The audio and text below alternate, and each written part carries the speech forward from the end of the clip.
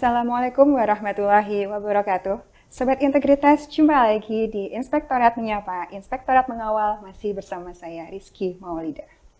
Sobat Integritas, akhir-akhir ini pasti merasakan cuaca yang begitu panas di sekitar kita. Ditambah lagi dengan suasana politik yang hangat menuju panas di tahun 2024. Nanti kita akan melaksanakan beberapa pemilihan, diantaranya adalah Pileg, Pilpres, dan Pilkada. Ngomong-ngomong soal pemilu nih, pasti semua orang punya hak pilih, punya hak suara. Dan tidak lepas juga kita sebagai ASN, sebagai warga negara yang juga memiliki hak suara, kita akan menggunakan hak pilih kita. Yang jadi pertanyaan adalah, apakah boleh nih ASN ikut terlibat dalam proses pemilu? Apakah boleh nih ASN itu sebagai pengurus parpol, sebagai calon, kalau dia mau mencalonkan diri seperti itu. Untuk itu hadir bersama saya di sini Sekretaris Inspektorat Provinsi Jawa Tengah, Bapak Zainul Ulum SP, yang akan membahas hal tersebut dari perspektif Inspektorat Provinsi Jawa Tengah selaku pengawas di bidang kinerja perangkat daerah. Assalamualaikum. Wassalam. Ya, Pak Zainul, apa kabar? Alhamdulillah, panas juga. Panas? Ya. Bapak pakai jaket sih. Oh iya. Panasnya kenapa ini? Panasnya karena mulai mendekati tahun pemilu, puncak tahun pemilu. Iya, ini udah mulai ya, hawanya hangat dulu. Nanti lama-lama. Oke. Ya, seperti biasa nih Sobat Integritas, sebelum memulai pembahasan kita kali ini ya, Pak Zainul, saya punya tebak-tebakan nih. Aduh. Biar lebih panas lagi. Pasti susah itu tebakannya. Nggak susah. Oke. Tebakannya gampang kok. Kelihatannya tuh bersih nih, tapi malah dikotorin. Tapi setelah kotor, malah dipamer-pamerin. Apa itu? Lukisan, kertas, kanvas. Kanvas, bersih ya tuh. Oke. Boleh juga, tapi ada jawaban lain. Jawaban lain? Yang lain? Cerah deh. Jangan nyerah dulu. Oke. Dan nebak kok. Iya, oke, udah nebak nih. Tapi saya nggak punya hadiah ya. Oke, kalau konteksnya pemilu nih, berarti jawabannya adalah jari kelingking yang udah dicelupin. Terus abis itu selfie. Gitu Nih loh, udah pilih kan? Udah nggak sih? Betul, bisa buat dapat diskonan di restoran-restoran juga iya, kan? Iya, benar. Nah, itu malah bermanfaat. Oke, gitu. Siap. Oke nih, ngomong-ngomong soal nyoblos nih ya, soal pemilu. Dengan dilihat dari sudut pandang kita sebagai ASN nih, Pak. Terkadang ASN itu kan manusia biasa ya, ASN juga manusia biasa. Tidak lepas dari luput, salah, dan dosa. Terkadang juga tidak mampu menjaga etika netralitasnya, apalagi dalam masa-masa pemilu seperti ini ya. Mereka pun juga adalah warga negara yang mempunyai hak suara, hak pilih.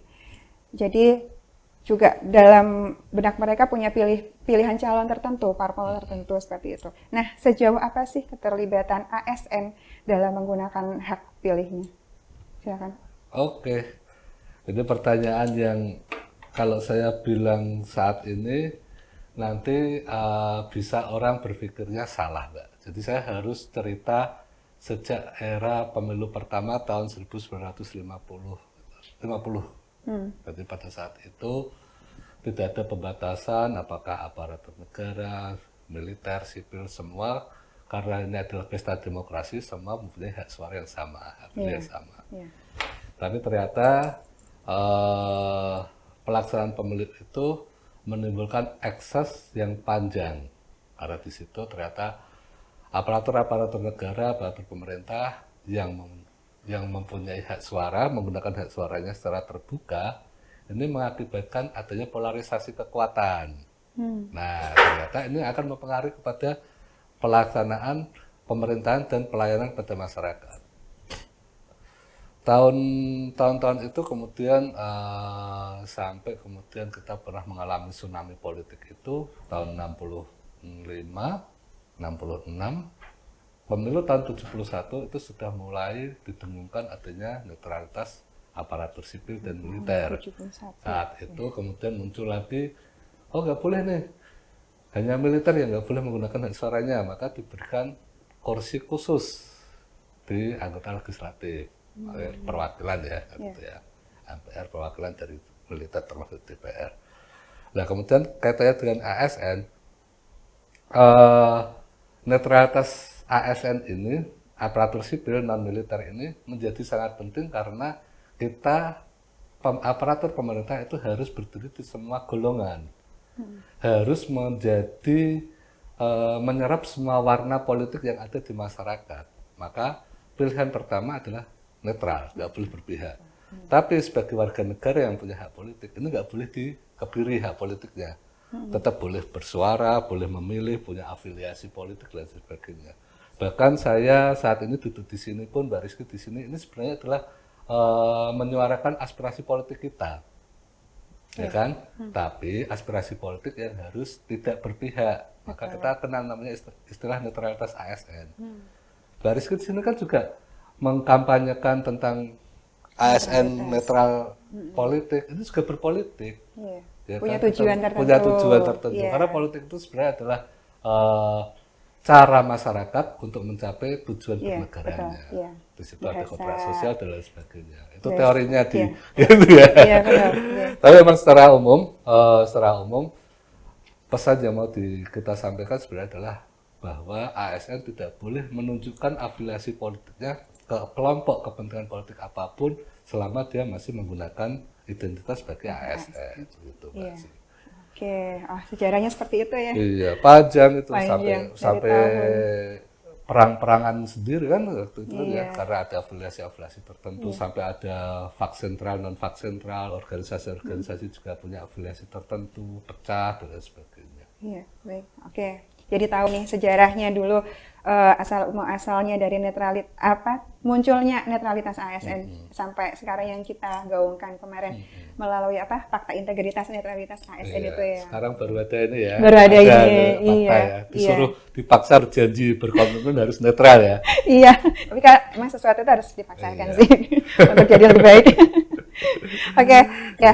Kemudian ini tadi kan dari sudut pandang sebagai ASN harus menjaga netralitas, tidak berafiliasi ya.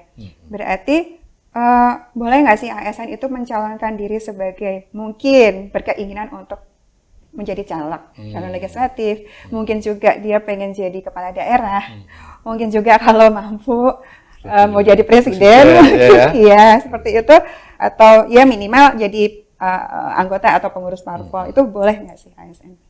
Ketika dia masih menjadi ASN, ini kita mengikuti undang-undang ASN-nya dulu. Ada undang-undang nomor 5 tahun 2014 tentang ASN. Definisinya ASN itu kan kalau di undang-undang 5 ini hanya pegawai negeri, sipil dan pegawai pemerintah dengan perjanjian kerja yang bekerja di instansi pemerintah. Tapi kalau kita bicara tentang partai politik dan pemilu, maka kita mengikuti peraturan penyelenggara pemilu. Ada peraturan pemilu, kalau nggak salah ini saya harus lihat pekerjaan saya ini. Undang-Undang 7 tahun 2017 tentang pemilu, bahwa ketika seseorang warga negara Indonesia, karena semua warga negara itu ASN non ASN, siapapun itu berhak mendaftarkan diri sebagai calon legislatif ataupun kepala daerah, wakil kepala daerah dan lain sebagainya. Tapi di sini ada persyaratan-persyaratan yang harus dipenuhi, yaitu ketika dia sebagai kepala daerah atau wakil daerah, dia harus mengundurkan diri dulu. Jadi ada pasal yang mengharuskan persyaratan administrasi ketika mendaftar, bahkan sebagai bakal calon, belum ditetapkan sebagai calon tetap oleh KPU-nya, oleh dari partai yang didaftar, itu harus melampirkan kelengkapan administrasi. Salah satunya adalah mengundurkan diri sebagai kepala daerah ataupun wakil kepala daerah, atau aparatur sipil pemerintah, termasuk prajurit, termasuk kepolisian, termasuk direksi, komisaris, BUMN, BUMD itu juga harus mengundurkan diri dulu.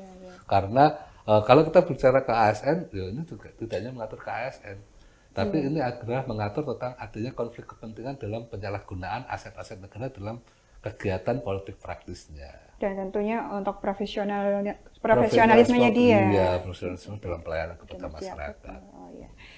Jadi begitu ya, ada harus syarat ketentuan berlaku. Boleh Syarat dan ketentuan berlaku. boleh mencalonkan diri sebagai apapun dalam kontestasi itu ya, tapi yaitu tadi syarat dan ketentuan berlaku itu ya. Mengundurkan diri dulu ya. Iya. Oke.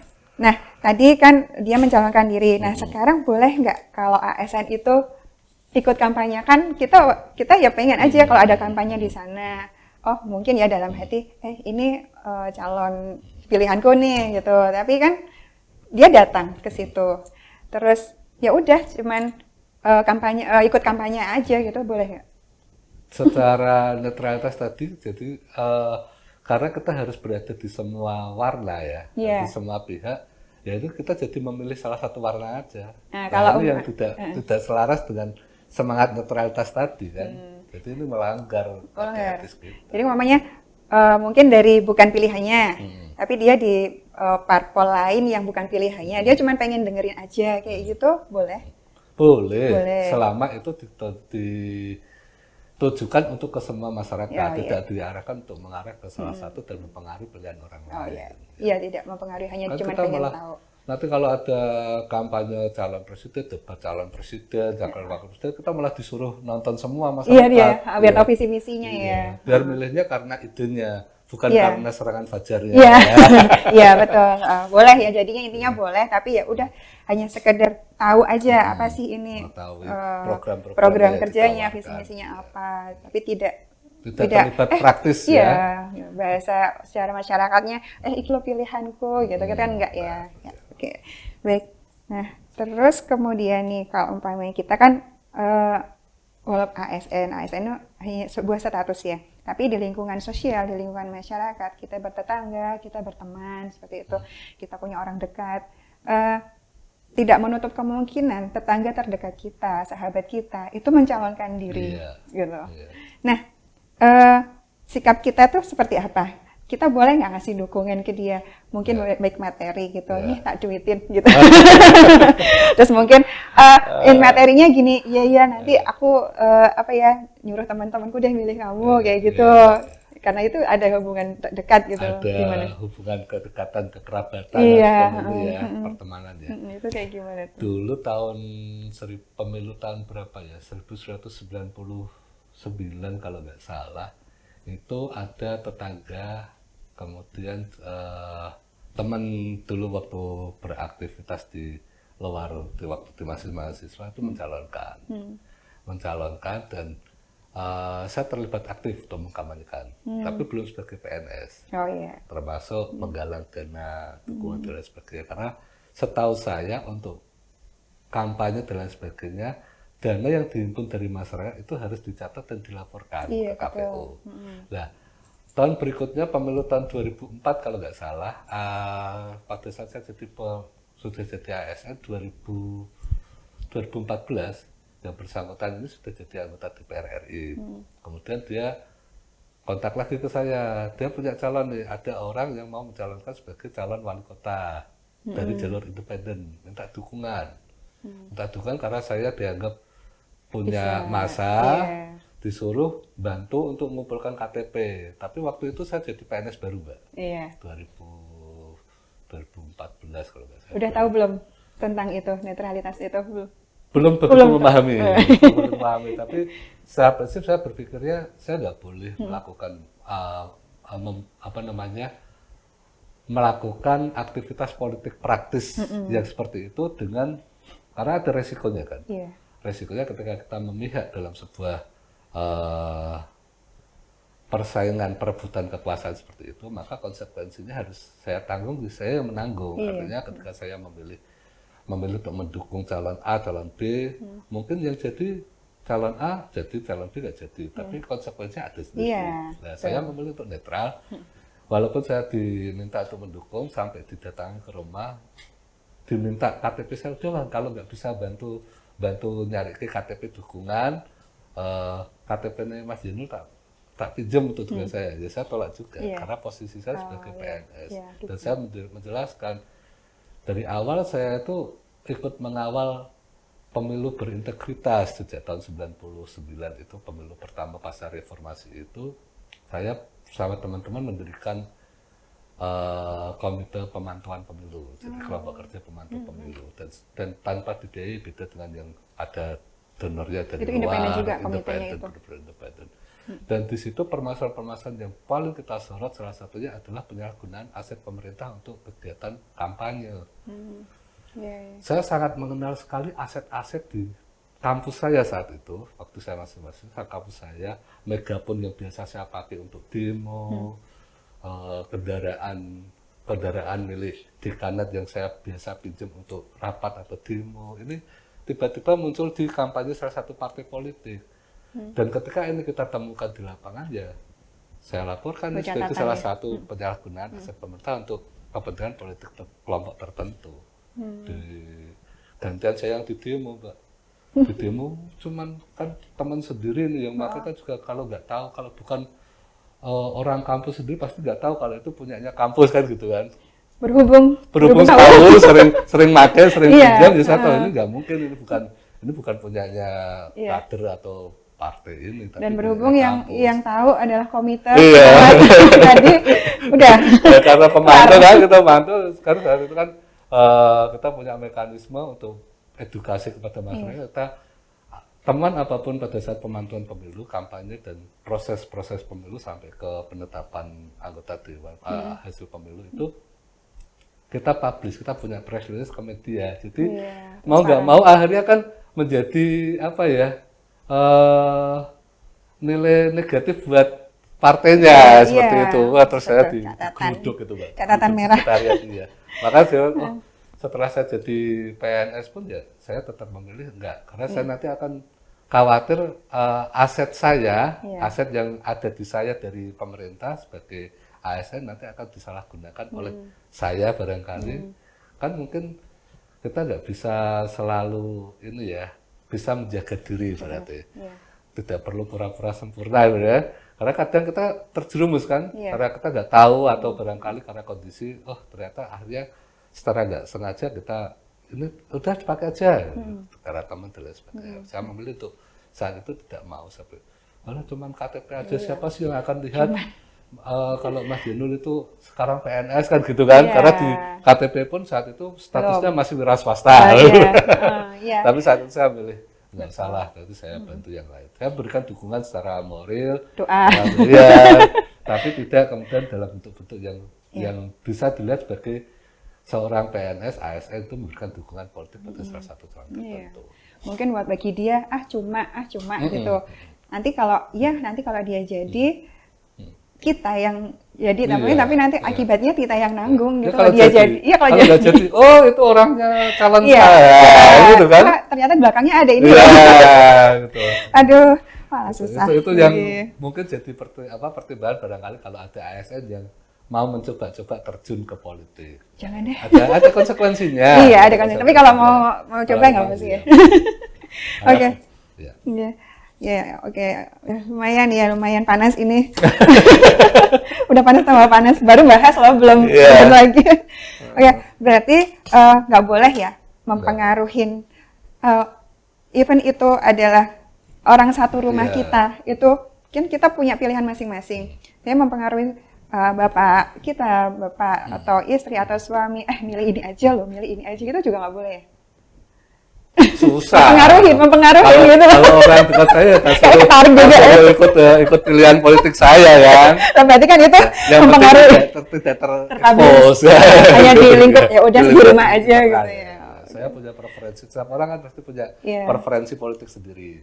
Mau warna apa, mau kelompok mana, itu pasti punya latar belakang, pengalaman, dan mungkin interaksi yang tidak sama satu orang dengan yang lainnya sehingga mempengaruhi preferensi politiknya. Nah, kalau seperti itu ya saya pasti akan coba ngajak. Menurut saya yang paling bagus ini ya, ayo kita dukung. Tapi ketika saya keluar, saya nggak boleh menunjukkan preferensi politik saya, apalagi sebagai PNS. Dan karena preferensi politik pilihan kita, kalau kita ya mungkin kayak tadi lingkup rumah masih bisa menerima mungkin ya, kita bisa satukan visi misi. Tapi kalau udah keluar, yang ada itu malah menimbulkan perpecahan. Ya kan? itu Kalau yang gontok-gontokan sendiri gitu loh. padahal tujuannya adanya pegawai pemerintah itu kan menjaga persatuan dan kesatuan kan. Iya, malah dengan adanya malah jelek-jelekin yang ini, jelek-jelekin ini gitu kan, jadi malah nggak bersatu gitu ya. Enggak boleh. Iya, Kampanye oke. politik nggak boleh menjelek-jelekan. Banyak mudorotnya kayaknya. Iya, oke. Terus tadi soal dukung-mendukung, soal keterlibatan. Kemudian ini kalau kampanye zaman dulu itu kan kalau secara masih konvensional ya, mungkin masih lewat baliho, masih poster, masih paling selebaran seperti itu ya dari mulut ke mulut. Tapi eranya sekarang adalah era teknologi.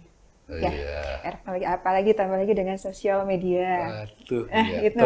Sekarang generasinya generasi Z, generasi X, generasi yang udah kita aja kalah nih sama mereka gitu loh untuk bersosial media gitu. Betul. Nah, suka nggak suka, sengaja nggak sengaja, kita tuh kan punya ya hasrat gitu lah dalam hati tuh gini. Terus punya tahu-tahu nge-like, tahu-tahu kepancing sama yang komen-komen, terus tahu-tahu nggak sengaja komen gitu, kepancing gitu kan.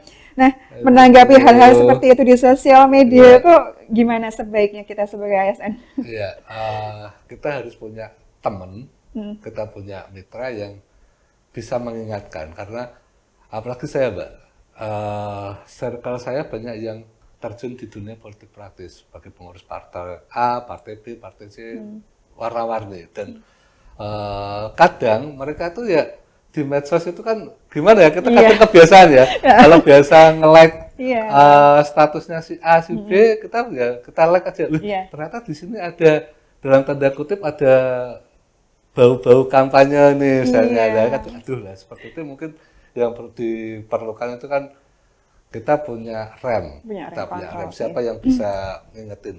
Mas Inul itu kalau nggak tahu kan kita jadi kalau memang sudah terlanjur ya misalnya kita bisa, walaupun pasti nggak enak ya sudah di-like unlike ya. Tapi konsekuensi kita sebagai ASN seperti itu lebih besar konsekuensinya itu. Kita ketika terbaca punya preferensi politik ke salah satu calon, artinya kita tidak mendukung calon lainnya, maka kita dianggap tidak netral dan ya konsekuensinya pelayanan kita mungkin akan mengalami diskriminasi pelayanan, kualitas pelayanan.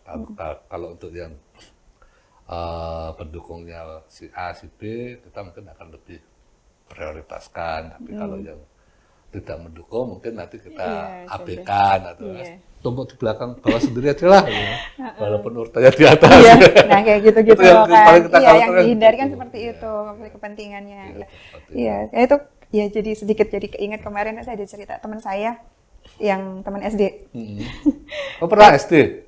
Enggak. Langsung kuliah. Kuliah. TK langsung kuliah. Ya kan?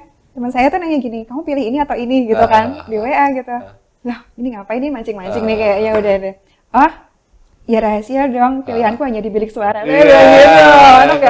Keren. Ya udah hanya aku Tuhan dan di bilik suara aja yang tahu ya gitu. Dia udah gitu. Mancing-mancing ya. Mancing-mancing sebenarnya, tapi maaf ya saya tidak terpancing. Iya, oke. Opsinya mungkin tidak ada yang dipilih mungkin. Ada sih sebenarnya tapi saya nggak jawab. Oke gitu. Ya, jadi terus tadi soal sosial media, jadi bijak-bijaklah bersosial media, apalagi di era-era mau hampir pemilu ini, rawan. Ya udah, maksudnya kalau cukup tahu aja ya mungkin ya, nggak usah nge-like, nggak usah komen, gitu. Jadi cukup tahu aja, baca aja. Oh ya udah, lewat gitu. Apa hibernasi aja ya? Jadi akun-akunnya nggak usah dibuka dulu sampai pemilu selesai gitu ya? Nanti ketinggalan berita yang lain. Oh gitu ya? Waduh, nggak punya bahan gibah ini. Iya betul. Iya, oke. Terus, berarti kan sosial media intinya bijaksanalah ya, sobat integritas untuk bersosial media itu ya banyak introspeksi diri aja lah. Gitu. Nah, kemudian ngeremnya loh. Ngeremnya agak susah, iya. Kalau kita nggak bisa ngerem, mungkin kita minta bantuan pasangan kita untuk ngerem, saling mengingatkan. Aku ingetin kalau misalnya saya nge-like statusnya ini karena dia jelas kampanye untuk dia. Pasangannya nggak punya sosial media. Oh, gitu. Wah. Beruntung sekali. Beruntung sekali.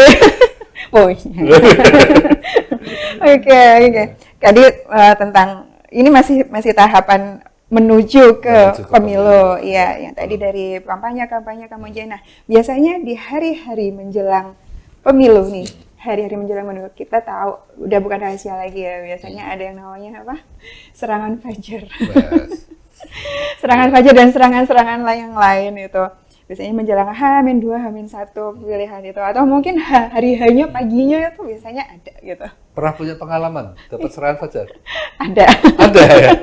Karena saya sejak tahun tadi saya punya hak suara itu mulai pemilu 94 ya, pas 90 Ini 2000 berapa? 93 pas 97 Mbak. Pil apa itu? Itu pemilu 97 kan 97, terakhir waktu ya, Pak Harto. ya Pak Harto mau- presiden kita dulu tuh dipaksa Iya. untuk naik Terus. lagi oleh iya. MPR saat itu. Itu saya nggak pernah sampai sekarang mengikuti pemilu berapa kali, mulai dari pilkada, nggak pernah diserang fajar ke saya. Tahu kalau saya nggak bisa diserang fajar. Iya, itu tuh yang kena serangan fajar Mbak yang di rumah. Oh gitu ya. Nah, saya nggak tahu. Ini dapat gitu, ya udah buat kamu. Gitu. Bisa jadi. Karena Iya. saya pernah baca studi tentang politik uang itu politik uang di pemilu itu, ternyata yang disasar adalah satu, mereka yang punya pengetahuan rendah. Artinya mulai dari barangkali tingkat pendidikannya rendah atau pemahaman kesadaran politik mereka rendah. Jadi kalau sampai Mbak Kiki mau menerima serangan fajar, itu masuk kategori ini bisa jadi masuk kategori ini. Gitu. Oh iya. Kan Jangan. bisa jadi kategori pertama itu. Yang kedua adalah mereka yang memang secara finansial mengalami kesulitan. Sehingga kalau dihitung-hitung sebenarnya uang yang mereka terima itu sama sekali tidak sebanding dengan penderitaan yang akan mereka alami selama 5 tahun kalau ternyata orang yang kita pilih itu ternyata tidak punya kepedulian terhadap nasib pemilihnya. Jadi ada dua tadi. Satu karena pendidikannya mungkin rendah, yang kedua karena memang dari semua hal yang tadi, jadi pada prinsipnya bahwa ASN itu harus benar-benar netral, senetral-netralnya. Berusaha senetral, tidak ada yang sempurna ya, tapi berusaha senetral mungkin. Apa ya? Jadi sebaiknya seperti apa sikap ASN itu tetap menjaga netralitas, tapi juga tetap mendukung pilihannya, gitu. tidak golput. Tidak golput. Tidak golput. Itu ya sobat integritas, Iya. tidak golput. Tidak golput. Karena kalau kita milih golput, saya dulu juga termasuk aktivis golput. Pemilu awal saya punya hak suara, saya hampir tidak pernah menggunakan. Dan saya mengkampanyekan golput karena saya nggak percaya dengan proses orang-orang yang di sini. Sampai sekarang pun sebenarnya saya sulit menaruh kepercayaan pada calon-calon sekarang. Tapi ternyata setelah saya masuk dalam birokrasi jadi ASN ini, membiarkan Berpihakan. membiarkan sesuatu yang salah itu bukan bisa kita benarkan, itu tidak bisa dibenarkan. Ini kayak kata-katanya Suhoki dulu kan, membiarkan kesalahan itu bukan sebuah kebanggaan. Jadi ketika kita membiarkan orang lain yang tidak punya kapasitas atau kepedulian terhadap rakyatnya, pada pemilihnya untuk menjadi terpilih, sehingga terpilih karena kita golput, maka tanggung jawab kita justru lebih besar karena kita punya suara yang sebenarnya bisa ibaratnya memilih orang yang lebih tepat tapi kita menggunakan suara kita. Iya, gitu. sayang ya, sayang suaranya gitu kan ya. Ya itu tadi berarti apa efeknya kalau golput? Efeknya kalau golput nanti penyelenggara pemilu KPU Bawaslu dianggap kinerjanya rendah. Ya, nanti habis ini saya minta KPU mengundang saya tuh. Itu kampanyekan pemilu. Satu. Tapi secara prinsip kualitas sebuah pemilihan itu, jadi nggak bisa kita pungkiri pemilu itu adalah sebuah kontestasi perebutan kekuasaan. Walaupun sudah idealnya politik itu harus menjadi jembatan bagi sebuah kebaikan, kebajikan, tapi faktanya pada tataran praktis ya pemilu itu pasti adalah perebutan kekuasaan. Siapa yang bisa membuat kebijakan tentang yang mengatur tentang hajat hidup orang banyak, masyarakat, rakyat, yaitu melalui pemilu yang paling demokratis. Permasalahannya ketika kita nggak bisa memilih orang yang tepat, karena mulai dari proses pemilihannya kita nggak bisa terlibat, masyarakat kan semua harus dia milihnya partai yang tepat misalnya. Partai sendiri nanti akan memilihkan calon, ini nanti adalah permasalahan integritas dalam kepartaian sendiri. Tapi undang-undang pemilu sudah memutuskan Indonesia memilih politik multi partai. Sehingga mau nggak mau ya kita mengikuti itu. Artinya jangan kemudian karena kita tidak setuju dengan partai-partai yang ada, calon-calon dari partai yang disodorkan ke kita, kemudian kita nggak milih. Karena apa ya? Resikonya kita yang nanggung. Nanti kebijakan-kebijakan tetap akan diambil yang menyangkut masyarakat dan rakyat banyak. Kalau dipilih, kalau yang membuat kebijakan itu orang-orang yang tidak peduli dengan kita ya pasti akan merugikan masyarakatnya sendiri. Maka pilihan terbaik ya memilih yang paling baik menurut pilihan kita masing-masing. Pilih yang terbaik dari yang terbaik menurut hati nurani kita sendiri. Gitu. Kalau orang di TV bilangnya milih yang terbaik dari yang terburuk, enggak lah. Ya terbaik dari yang terbaik dong, jangan terburuk. Ya pasti itu dianggap yang terbaik juga kan sudah dicalonkan melalui proses politik. Betul, prosesnya kan nggak sembarangan ya. Jadi bukannya terus gini, saking multi partai, banyaknya partai, sembuh lah aku golput gitu. Nggak boleh ya. Kadang udah malas mikir gitu loh. Netralitas. Akibatnya kalau ASN nggak netral. Tadi, satu, kita dianggap berpihak pada salah satu kekuatan politik tertentu. Yang namanya kekuatan politik ini sangat dinamis sekali. Konstelasi politik itu bisa berubah setiap saat. Karena ada satu peristiwa aja, partai yang berkuasa bisa menjadi partai yang tersingkirkan, misalnya. Bahkan bisa menjadi partai terlarang, misalnya. Padahal sebelumnya punya kekuatan besar. Ini karena ada dinamika politik. Sehingga ketika ASN, aparat negara, tidak hanya sipil, militer pun, berpihak, maka resikonya negara ini akan menjadi negara gagal, default country, karena nggak akan mungkin kita akan mewujudkan cita-cita bernegara kita ketika aparaturnya ini berafiliasi politik ke salah satu kekuatan. Gitu. Karena ya politik ini punya banyak warna, punya banyak kepentingan, punya banyak ideologi yang harus disatukan oleh negara. Maka negara ini harus berada di semua pihak tadi, nggak bisa di salah satu pihak. Kalau salah satu pihak, kita akan jadi negara otoriter. Negara otoriter sudah banyak kita contohnya yang menganut salah satu paham saja, hanya mengakui satu partai politik saja, itu akan menjadi negara gagal ketika karena kita sudah sepakat bahwa negara kita menggunakan politik multi partai. Nanti jangan-jangan hanya ada satu partai aja ketika kita milih negara di arah pemerintah, aparat pemerintah diarahkan ke salah satu kekuatan. Nggak boleh ada partai lain selain partai ini. Gitu. Kayak monopoli partai. Monopoli ya.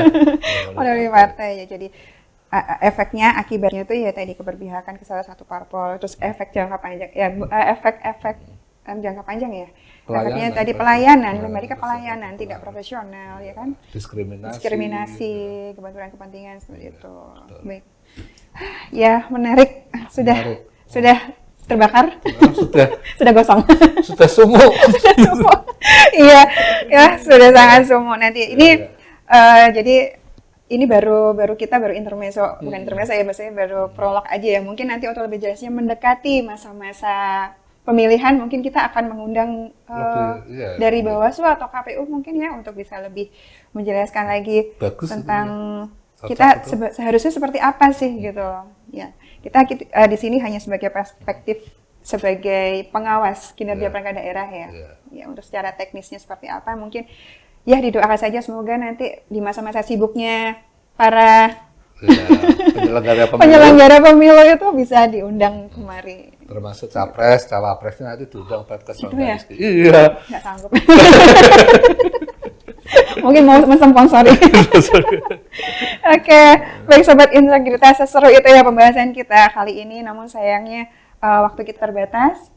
Pak Zainul, oke, sebelum kita closing, mungkin ada beberapa hal yang bisa kita simpulkan dari episode kita kali ini ya. Yang pertama, ASN tidak boleh berpolitik praktis. Seperti itu? Harus netral. Harus netral, karena ASN adalah tenaga profesional ya, sebagai motor pemerintahan. Seperti itu. Dan yang kedua adalah, kembali lagi, ASN harus netral sebab Jika tidak, maka akan terjadi diskriminasi, adanya benturan kepentingan, ada kesenjangan, seperti itu. Dan yang ketiga adalah ASN itu mempunyai hak pilih, hak suara.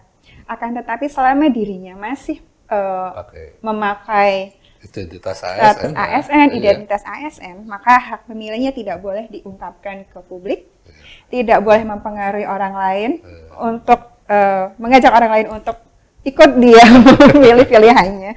Jadi seperti saya bilang tadi, hanya Tuhan, diri sendiri yang tahu, dan hanya di bilik suara. Seperti itu ya. Baiklah. Dan satu lagi apa tadi Pak? Jangan golput. Nah, catat itu, jangan golput. Karena efeknya panjang sekali, jangan golput. Baiklah. Baik Sobat Integritas, demikian episode podcast kita kali ini. Semoga Sobat Integritas dapat mendapatkan manfaat dari podcast kita kali ini. Sampai jumpa di episode podcast selanjutnya. Oke, seperti biasa, closingnya. Mantap. Saya? Itu aja. Pergi ke beli salak. Wah, cakep. Salak dibungkus di dalam tas. Cakep. ASN berakhlak, selalu menjaga netralitas. Keren. Wassalamualaikum warahmatullahi wabarakatuh. Waalaikumsalam warahmatullahi wabarakatuh.